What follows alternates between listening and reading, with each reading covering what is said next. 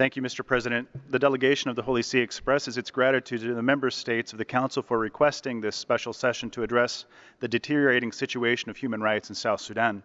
The increased intensity of the violence, wherein the norms of international law and international humanitarian law have been almost completely ignored, is contributing to the worsening of the already precarious situation of the nation.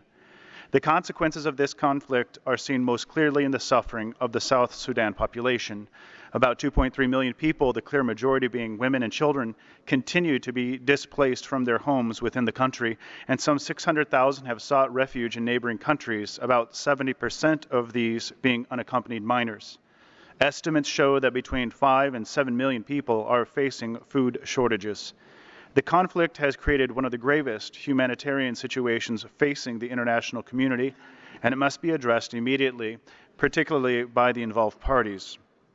Any solution to the conflict must take into consideration not only the obvious tension between the parties, but also these underlying motives and factors that fuel the conflict.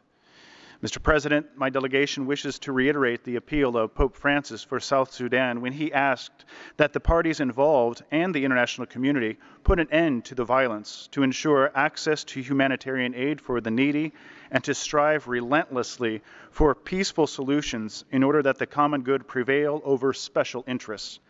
There is the need to promote a culture of encounter, which implies first and foremost the rejection of selfishness and the ability to see the other not as an enemy, but as a brother to accept and to work with.